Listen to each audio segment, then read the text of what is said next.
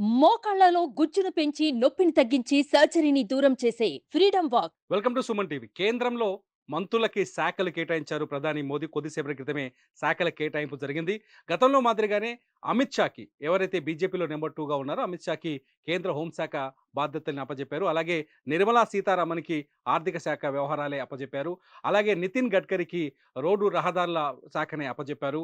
జయశంకర్‌కి విదేశీ వ్యవహారాల శాఖని అప్పజెప్పారు. ఇకపోతే తెలుగు రాష్ట్రాల నుంచి మొత్తం 5గురు నిన్న మోదీ టీంలో ప్రమాణ స్వీకారం చేశారు. అందులో తెలంగాణ నుంచి జి. కిషన్ రెడ్డి గతంలో కేబినెట్ మంత్రిగా ఉన్నారు. కిషన్ రెడ్డికి ఈసారి బొగ్గు గనుల శాఖని కేటాయించారు. కిషన్ రెడ్డి సికింద్రాబాద్ నుంచి ఆయన పార్లమెంట్‌కు రెండోసారి ఎన్నికయ్యారు. భారీ మెజార్టీతో గెలిచారు. కిషన్ రెడ్డి గతంలో అంబర్‌పేట్ ఎమ్మెల్యేగా పనిచేశారు. అట్లాగే ప్రస్తుతం తెలంగాణ బీజేపీ శాఖ అధ్యక్షులుగా కూడా కిషన్ రెడ్డి పనిచేస్తున్నారు. కిషన్ రెడ్డికి మరోసారి స్వతంత్ర శాఖను కేటాయించడం కీలకమైన శాఖ. బొగ్గు గనుల శాఖ అనేది అత్యంత కీలకమైన శాఖ. ఈ శాఖను ఈసారి కిషన్ రెడ్డికి కేటాయించారు. మొదటి నుంచి కిషన్ రెడ్డి మోదీకి, అమిత్ షాకి అత్యంత నమ్మకస్తుడుగా ఉన్నారు. అట్లాగే కేంద్రంలో కూడా కీలకమైన పరిస్థితుల్లో పనిచేశారు. గతంలో ఆయన పోర్ట్‌ఫోలియో పర్యాటక శాఖ మంత్రిగా ఉన్నప్పుడు కూడా దేశంలో పర్యాటక సంస్థలు, పర్యాటక ప్రదేశాల అభివృద్ధికి ఆయన తీవ్రంగా కృషి చేశారు. అక్కడ పూర్తి సంతృప్తితో ఉన్నట్టుగా అర్థమవుతుంది. ఈ నేపథ్యంలోనే కిషన్ రెడ్డికి తాజాగా బొగ్గు గనుల శాఖను కేటాయించారు. కిషన్ రెడ్డి తర్వాత ఇప్పుడు తెలంగాణ నుంచి బండి సంజయ్‌కి కూడా చాలా కీలకమైన శాఖనే అప్పజెప్పారు. బండి సంజయ్ కరీంనగర్ ఎంపీగా ఉన్నారు. బండి సంజయ్‌కి కేంద్ర హోంశాఖ సహాయ మంత్రిగా బాధ్యతలు అప్పజెప్పారు. బండి సంజయ్ తొలిసారిగా కేంద్ర కేబినెట్‌లో జాయిన్ అయ్యారు. తొలిసారిగా హోంశాఖ సహాయ మంత్రిగా పనిచేశారు. ఆయనకిష్టమైన అమిత్ షా దగ్గర, అమిత్ షా శాఖలోనే ఆయన కూడా పనిచేయడం నిజంగా కరీంనగర్‌లో హర్షం వ్యక్తమవుతుంది. బండి సంజయ్ మొదటి నుంచి పవర్‌ఫుల్ పర్సన్‌గా ఎదిగారు. ఆర్ఎస్ఎస్ నుంచి మొదలుపెడితే, బీజేఎం నాయకుడిగా మొదలుపెడితే కరీంనగర్‌లో అంచెలంచెలుగా ఆయన ఎదుగుతూ పైకొచ్చారు. బండి సంజయ్ ఈసారి కేంద్ర క్యాబినెట్‌లో హోంశాఖ సహాయ మంత్రిగా ఆయన బాధ్యతలు స్వీకరించబోతున్నారు. హోంశాఖ శాఖను ఆయనకు బండి సంజయ్‌కి కేటాయించారు. బండి సంజయ్‌కి శాఖ కేటాయించడం పట్ల ఆయన అభిమానులు సంతృప్తిని వ్యక్తం చేస్తున్నారు. ఇకపోతే ఆంధ్రప్రదేశ్‌కెళ్తే ఆంధ్రప్రదేశ్‌లో ఆహ్, హ్మ్, రామ్మోహన్ నాయుడు, కింజరాపు రామ్మోహన్ నాయుడు ఎవరైతే ఉన్నారో ఆయన కేవలం 36 సంవత్సరాల్లోనే యంగెస్ట్ ఎంపీగా, ఆయన యంగెస్ట్ కేబినెట్ మినిస్టర్‌గా రికార్డు సృష్టించారు. కింజరపు రామ్మోహన్ నాయుడికి పౌర విమానయాన శాఖ బాధ్యతల్ని అప్పజెప్పారు ప్రధాని మోదీ. ఆయన పౌర విమానయాన శాఖ ఆహ్, మంత్రిగా పనిచేయబోతున్నారు. ఆయన పూర్తి స్థాయి స్వతంత్ర శాఖని కింజరపు రామ్మోహన్ నాయుడుకి అప్పగించారు. కింజరపు రామ్మోహన్ నాయుడు ఎర్రన్నాయుడు కుమారుడు. శ్రీకాకుళంలో వరుసగా మూడోసారి విజయం సాధించారు. శ్రీకాకుళంలో ఎర్రన్నాయుడు వారసత్వాన్ని కొనసాగిస్తున్నారు. ఎర్రన్నాయుడు గతంలో హెచ్‌డి దేవేగౌడ, ఐకే గుజ్రాల్ ప్రభుత్వంలో గ్రామీణాభివృద్ధి శాఖగా మంత్రిగా, కేబినెట్ మంత్రిగా పనిచేశారు.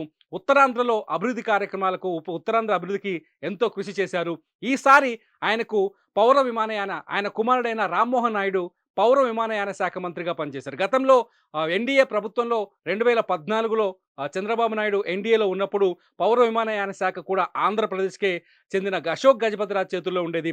అశోక్ గజపతిరాజు పౌర విమానయాన శాఖ మంత్రిగా పనిచేశారు. ఆ తర్వాత తిరిగి మళ్ళీ ఇదే ఆంధ్రప్రదేశ్‌కి చెందిన, అదే ఉత్తరాంధ్ర ప్రాంతానికి చెందిన రామ్మోహన్ నాయుడికి పౌర విమానయాన శాఖ బాధ్యతల్ని అప్పజెప్పారు. ఇకపోతే మరో వ్యక్తి, ఆంధ్రప్రదేశ్‌లో అత్యంత కీలకమైన వ్యక్తి పెమ్మసాని చంద్రశేఖర్. పెమ్మసాని చంద్రశేఖర్‌కి ఆహ్, మ చాలా కీలకమైన పెమ్మసాని చంద్రశేఖర్‌కి భారీ పరిశ్రమలు మరియు గ్రామీణాభివృద్ధి మరియు కమ్యూనికేషన్ సహాయ మంత్రి బాధ్యతలు అప్పజెప్పారు.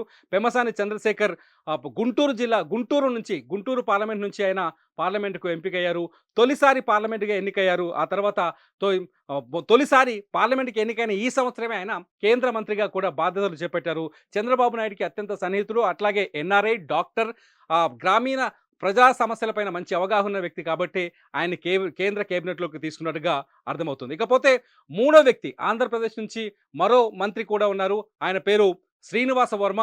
నరసాపురానికి చెందిన శ్రీనివాస వర్మ తొలిసారి నరసాపురం నుంచి బీజేపీ తరఫున పార్లమెంట్‌కి ఎంపికయ్యారు. శ్రీనివాస వర్మకి భారీ పరిశ్రమలు, స్టీల్ శాఖల సహాయ మంత్రి బాధ్యతను అప్పజెప్పారు. నరసాపురం అంటే చిన్నప్పటి నుంచి ఆర్ఎస్ఎస్ కార్యకర్తగా తన ప్రస్థానాన్ని మొదలుపెట్టిన శ్రీనివాస వర్మ అంచెలంచెలుగా బీజేపీ కోసం పనిచేస్తూ వచ్చారు. జిల్లా అధ్యక్షుడిగా పనిచేశారు. అట్లాగే రాష్ట్ర శాఖలో కూడా కీలకమైన బాధ్యత నిర్వహించారు. ఈ నేపథ్యంలోనే శ్రీనివాస వర్మకి నరసాపురం పార్లమెంట్ టికెట్ ఇచ్చారు. నరసాపురం నుంచి మంచి మెజారిటీతో శ్రీనివాస వర్మ గెలిచారు.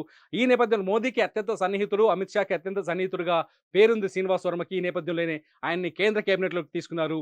మొత్తానికి శ్రీనివాస వర్మకు కూడా మంచి శాఖలే కేటాయించినట్టుగా తెలుస్తుంది. ఇకపోతే కాబోయే పార్లమెంట్ లోక్సభ స్పీకర్ ఎవరనే సస్పెన్స్ కొనసాగుతుంది. లోక్సభ స్పీకర్ పైన మాత్రం ఇంకా ఆహ్, ట ఉద్ ఆలో అనేక వార్తలు తెరపైకొస్తున్నాయి.